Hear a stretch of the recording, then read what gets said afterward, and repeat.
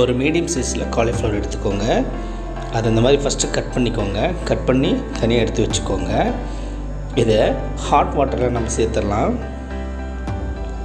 Cut பண்ணி வச்சுருக்கிறதான காலிஃப்ளவரை hot வாட்டரில் சேர்த்துட்டு ஒரு அரை ஸ்பூன் அளவுக்கு மஞ்சள் பொடி, ஒரு அரை ஸ்பூன் அளவுக்கு உப்பு சேர்த்துட்டு இதை நல்லா கலந்து விட்டுருங்க.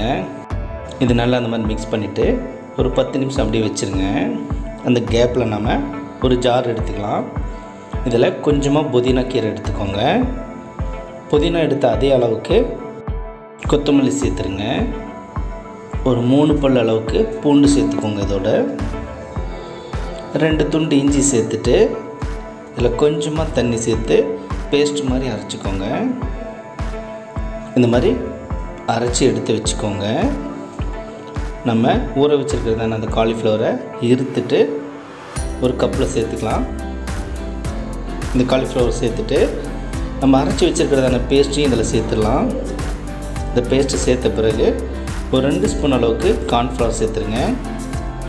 ஒரு 1.5 ஸ்பூன் அளவுக்கு மைதா மாவு, ஒரு 1.5 ஸ்பூன் அளவுக்கு அரிசி மாவு சேர்த்துட்டு ஒரு அரை ஸ்பூன் அளவுக்கு ஜீரகத்தூள், அரை ஸ்பூன் மிளகாய் பொடி, அரை ஸ்பூன் கரம் மசாலா, உப்பு ஒரு அரை ஸ்பூன் அளவுக்கு சேர்த்துட்டு இதை நல்லா மிக்ஸ் பண்ணிக்கோங்க.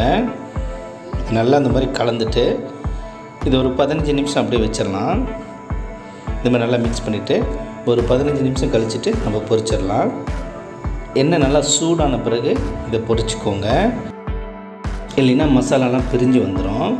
எண்ணெய் நல்லா சூடான பிறகு பொரிச்சிங்கன்னா மசாலா நல்லா காலிஃப்ளவரோட பைண்டாக இருக்கும்.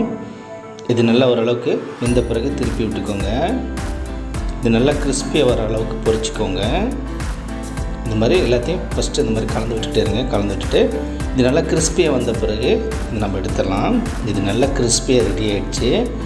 இது போல் நீங்கள் உங்கள் குழந்தைங்களுக்கு செஞ்சு கொடுத்து பாருங்கள். ஈவினிங் ஸ்நாக்ஸாக ரொம்பவே விரும்பி சாப்பிடுவாங்க. டேஸ்ட் ரொம்ப டிஃப்ரெண்ட்டாக இருக்கும். இது செய்கிறதும் ரொம்ப ஈஸி தான். நீங்களும் ட்ரை பண்ணி பாருங்கள். இதை